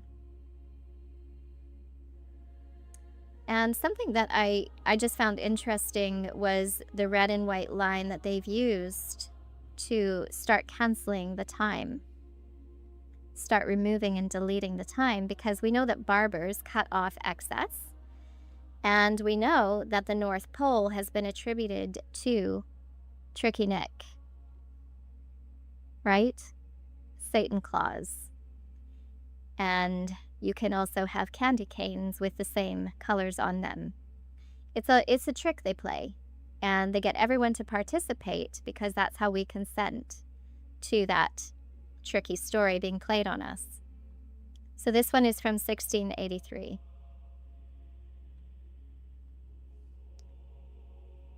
This map here from 1666 actually shows a even better, I would say, depiction of the north. So the Greenland being attached all the way across to this area here, which also says Terra de Yesu. And it actually shows 3, let's see, 1, 2, 3, 4, 5 lines across.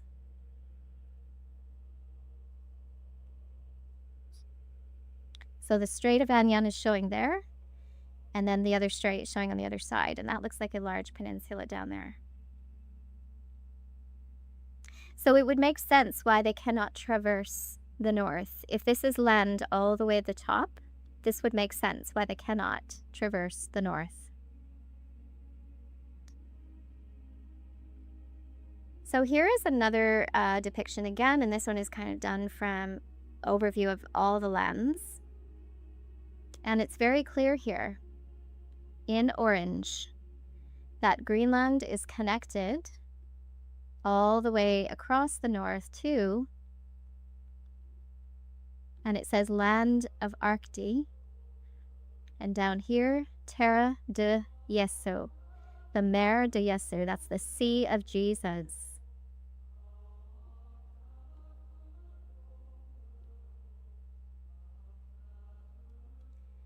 And I think, this going through here is a kind of Arctic passageway.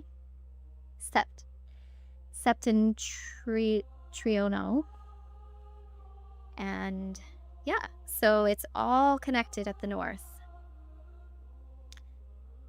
And this is very interesting when we start talking about Gog and Magog, because they are going to come up out of the four quarters of the earth, and they are going to march across the plateau or the great plain of the earth, the broad plain, and they are going to surround the camp of the saints and the beloved city.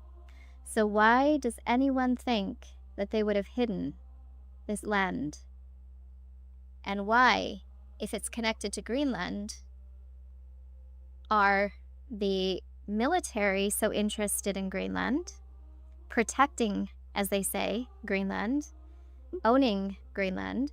Why in the World War II were the Axis so interested in the Thule Society or the Thule Society? There is an actual German government center in Greenland. And there's evidence to say that I think the Gog and Magog forces are actually gathering on the other side of the north, and they are going to, culminate their attack. They're going to gather their attack from this area here, and they will come towards the camp of the saints in the beloved city. And what's interesting as well is that in Psalms, it talks about and this is the name of my playlist actually, the sides of the north. So the sides of the north is where the city of the great king is. Beautiful for situation, the joy of the whole earth is Mount Zion on the sides of the north, the city of the great king. So a lady that I talked to sent me this very, very interesting piece of connection information, and I just want to read it to you. So when we're talking about Anyan and Kivira as being noted on the maps in that kind of most western location of North America, it says here, the Strait of Anyan is 15 leagues and can easily be freed in a tide of 6 hours, and those tides are very rapid. He commented in 1588 letter to Philip II of Spain. Several decades later, Ben Israel commented that among the miracles the blessed be he did with the 10 tribes, he also created this strait known as the Strait of Anyan, so they can remain separated and hidden from the nations. And I will ask my friend if she can give me the link to that. I have a number of documents that talk about the Strait of Anyan, but I would like to find that actual document. Other than all of this being obviously very, very mind-shocking, I wonder how much of this puzzle piece, so if this puzzle piece was figured out, how much that could connect to countless other puzzle pieces, Tartaria, hidden history, etc. Because this is definitely a big one. This is definitely a big one. This is quite possibly the absolute most mind-shocking concept that I've seen recently. I mean, this is literally earth-shattering.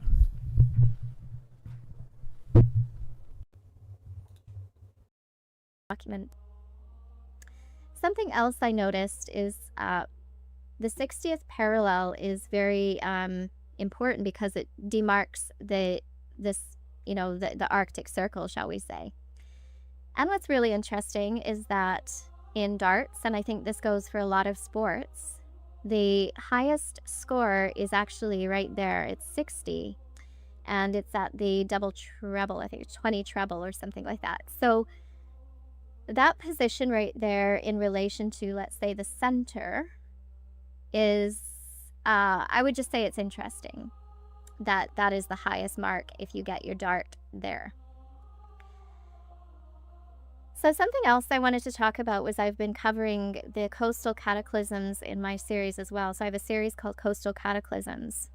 And one thing I suspect actually did happen at the end of the millennial reign was there was cataclysm. And I think that was like related to the loosing of Satan, but also a covering, maybe a veil of some kind going over the camp of the saints, over the beloved city.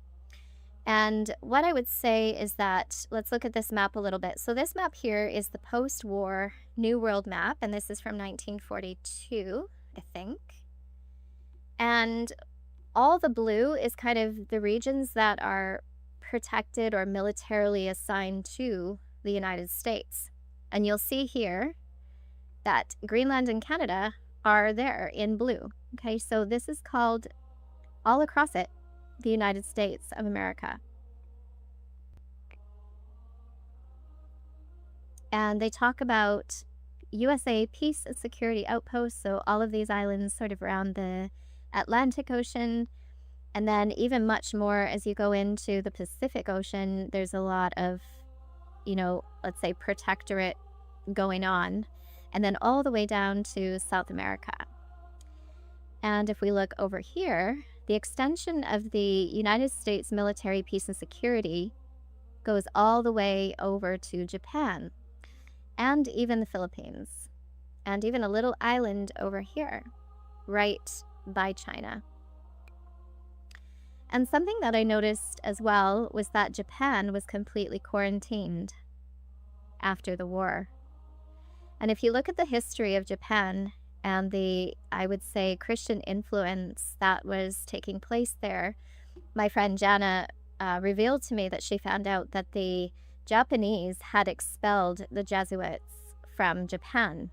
And they even had a no entry law or policy. You couldn't go into Japan. So this quarantine indicates to me that something very, very important happened there and or was known there. Not to mention that we know that as a part of the World War II events, we know that there was a severe attack on Japan specifically. And of course, they had to give us a narrative that made Japan look like they deserved it, right? So, yeah, so we can see around all through the Bering Sea area, there's this region that is militarily assigned to the United States. Now, that's not the only thing I wanted to see here, because when I started reading the bottom of here, I'm not going to read it all. I can link to this map, but I wanted to just read something from this number 2 section here underneath where it says our policy shall be this. And this is an absolutely fascinating read. They even call it a new world moral order for permanent peace and freedom. Well, we know that the freedom cult, liberty cult, believes that Lucifer gave them true liberty, and that is to do what thou wilt. So when you read it through the lens of the liberty cult, this is what they were kind of writing their policies under the basis of. Now, the old world, I'm reading number 2 here. The old world order of colonial oppression, exploitation of dominions, rival imperialisms, and mercenary balance of power diplomacy, of majesties, dictators, privileged minorities, plutocratic monopolists, and similar social parasites. The corrupted order responsible for the present world cataclysm, that's the key word I'm going to look for here, endangered our national safety and peaceful progress and shall never rise again. And they refer to cataclysm in other parts of this as well. So it is my belief that at the end of the millennial reign, there was a cataclysm.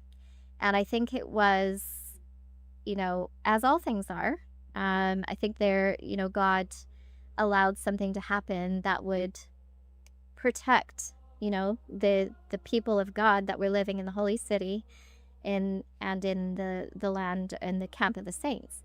So I think that's why the cataclysm happened. And I've covered this So, what does everybody think of how this relates to Utah, Judah? So, was there some kind of migration there into this lost land in the north?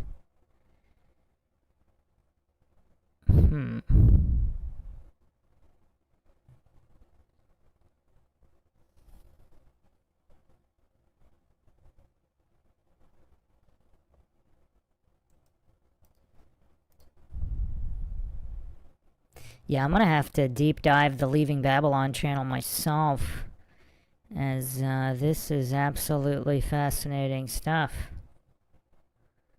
I think I'm gonna have to check out the Surrounding the Camp videos next, but yeah, I'm just curious. So what does she have, the people that actually have watched a ton of her videos, does she ever actually connect Middle East to Utah, to this camp or land in the north, that is this missing land in the north? Because these are three questions here. How do they relate to each other? Or was it all intentionally obfuscated so that nobody will ever figure it out? But there seems to be a lot of puzzle pieces here. This is obviously one of the most fascinating ones.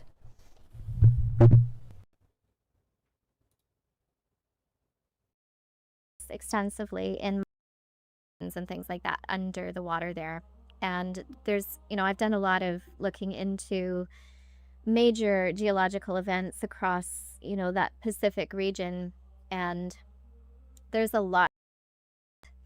And then you often get these what look like other side of Canada. Labrador, I think, is where it ends. So I'll talk more about that in a little bit.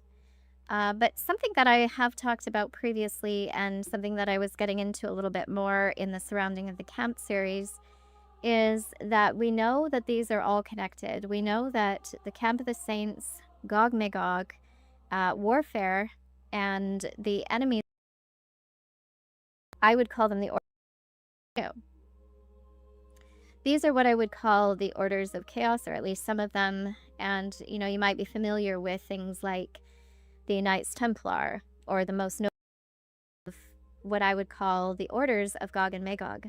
These are the orders that have been drawing people into the network that is, in many layers, I would say, deceiving the world, turning people from the truth, turning people from knowledge of Jesus Christ and the kingdom that he brought and established on earth. And they have turned it into their own kingdom, and they serve and the mystery religions that included the Egyptians. And, they really worshipped these false gods or fallen ones that rebelled against the Most High. And Okay, she's now probably going to be my most sought after interview guest at this point. What I would like to, because obviously the amount of research she's done is incredible. I've done quite a bit myself on the Celts and the Druids, and I think there's something wrong there, obviously, in the official history. Did these so-called mystery religions, did they stem from the Atlanteans who survived, as some theorize? Because the similarities between the Native American languages, the Celts, and even, I think, some of the Japanese, just all areas of the world, possibly some Africans as well, were those those who survived the technological fall and sought to rebuild that tech in other lands? Or is it something else entirely? And how do we parse the validity of all of these myths and legends? But there seems to have been some kind of usurping of all of this information, particularly with the pagans, as it looks like that the entire pagan narrative was to cover up something else, possibly to do with the Celts and the Druids.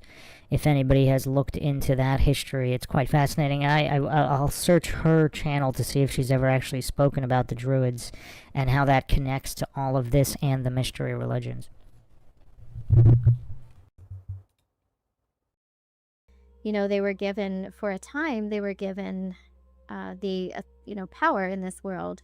But Jesus came to unseat them and to strip them of that authority, to strip them of their right to do these things. And when Satan was bound in the bottomless pit for 1,000 years, the kingdom of Jesus Christ was established on earth. And, there was no doubt about who was in charge, and there was no room for any of this cult worship. So I want to go over now and just look at some documents here. So this one is actually called The Maps of Gulliver's Travels. And here on page 12, I found a reference to Yesso. So the coast of Yesso, as it appeared on these maps, probably gave Swift a hint for his location of Brobdingnag, whatever that is. Discussing the size of this land, Gulliver concludes that our geographers of Europe are in great error by supposing nothing but sea between Japan and California.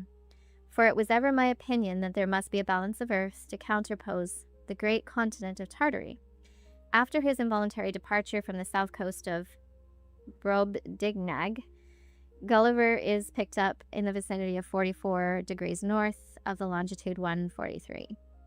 And I think this is significant because you'll notice when you start looking for this information, it is just full of hit pieces. Things are relegated to myth. There are... Thanks, Groupthink Skeptic. Catch you next time. Yeah, I was actually just going to bring up Gulliver.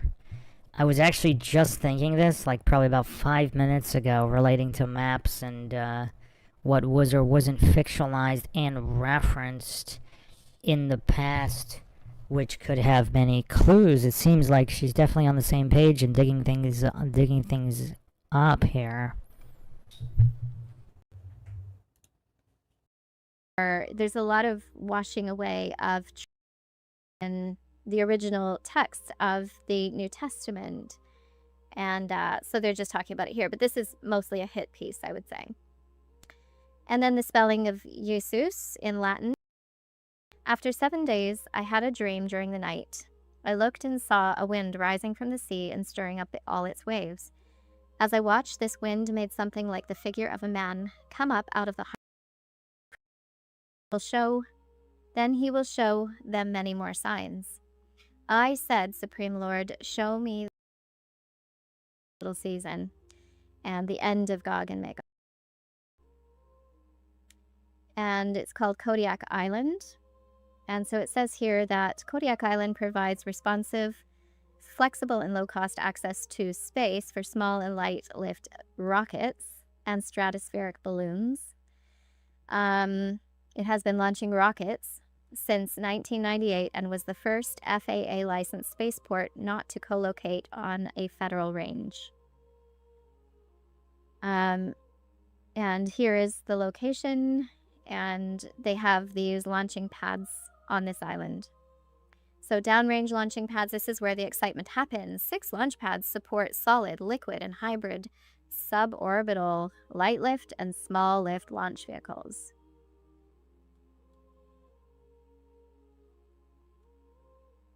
And instrumentation field, there's just a lot going on here. Here you have launch pads 1 and 2. So 174-foot tall launch tower of LP1 in the nearby facility support all indoor climate-controlled launch vehicle integration. And they use, naming conventions, Minotaur, Athena. So these are very much occultists. And just to show you where that is, Kodiak Island. So the Bering Sea, it is my suspicion that this range of islands that circle here look very much to me like what we saw on the map. Also, she's saying, like, basically any reference to Greek myths or gods would be occultist. I'm not sure where she's getting that from. So is the narrative, the Greek myth narrative, of course, you have Zeus, king of the gods, and the unseating of the Titans. Now, I just thought of something, too. Titans, Tartarus, Titans, Tartarian Titan. Tartan. So is that all a smokescreen? Also, well, I've actually gone over this in the Altered History series on the Golden Age of Man. Supposedly, the Golden Age of Man was under the Titans, not the gods. So has everything been mixed up and flipped?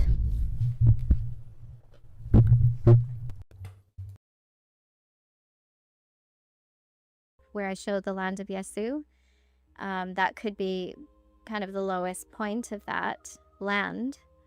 However, if you go and look, people do fly to these islands and they have aerial footage of it. But I don't see a lot of footage from the inside of this area.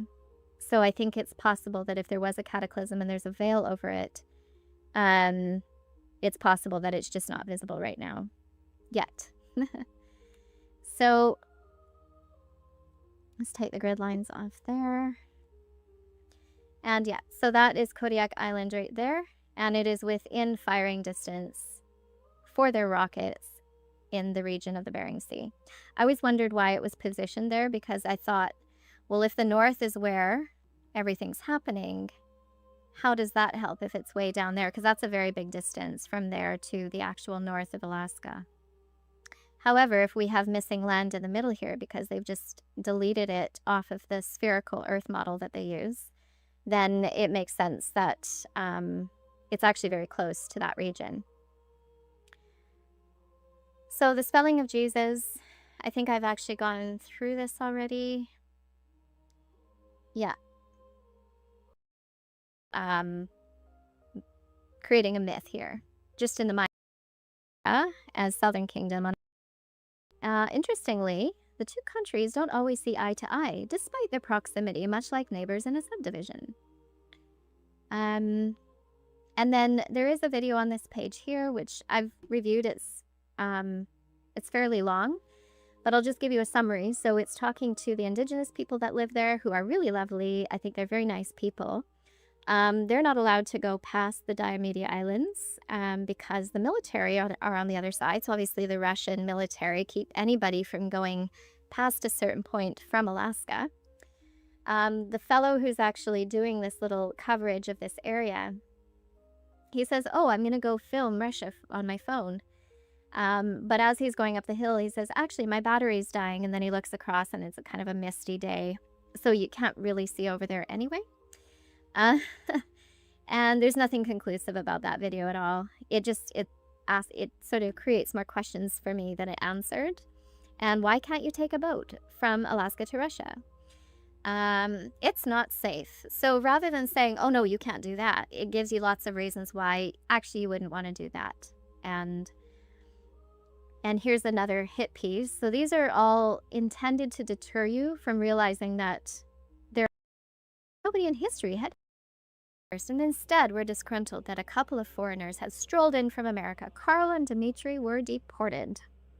Well, the Aleutian Islands are these ones down here. This line that goes all the way around, and this is called the Pacific Rim. So it goes all the way around the Bering Sea here.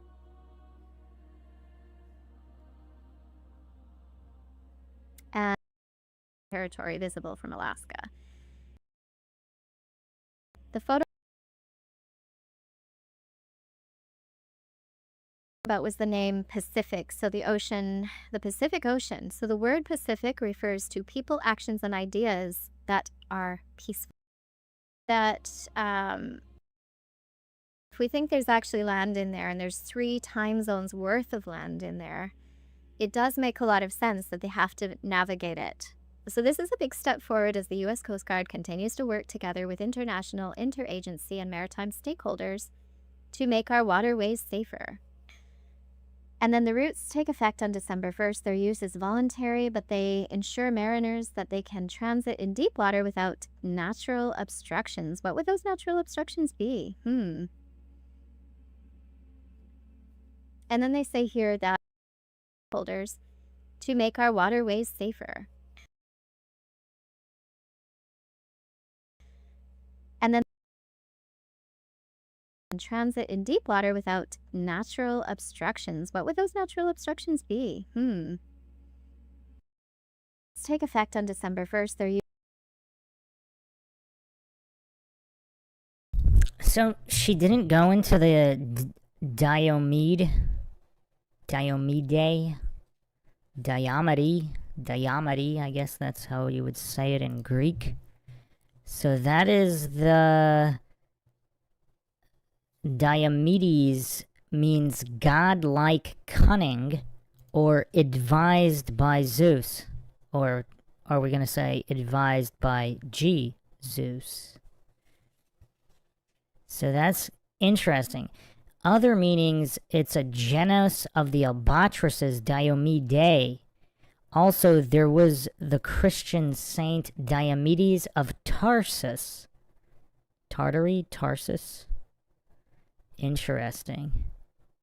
One of the holy unmercenaries. So that's a curious name there. I don't know if she ever goes into the name there that on Little Diomede. Diomede. Then you have King Island. I mean, these are very, very curious names here.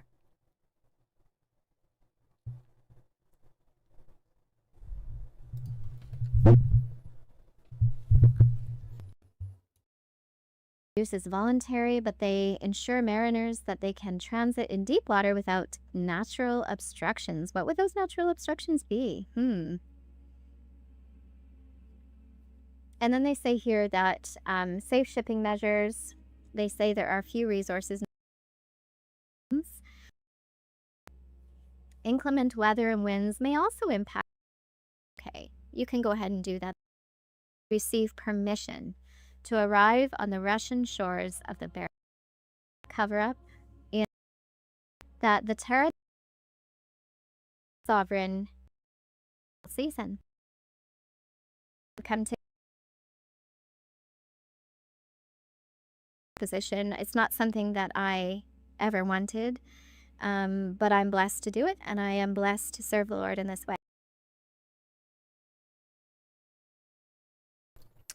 All right, so there you have it. Thanks to Bob here for suggesting this or bringing this up. It has been an incredibly fascinating look here on it. Who would have thought they were hiding land in the north? This is a totally new theory to me in terms of the scope. Obviously, there are islands that, small islands that some people say exist or don't exist all over the Arctic, but something this massive is pretty wild stuff here. Pretty wild. Didn't know this deep dive would be looking this closely at the north, because everything really is usually all about Antarctica, and maybe it shouldn't be. So we'll leave everybody with that. So Lord Zed says Pandora doesn't go back in the box. That is correct. So thanks again, everybody, for joining. We'll catch you guys next time.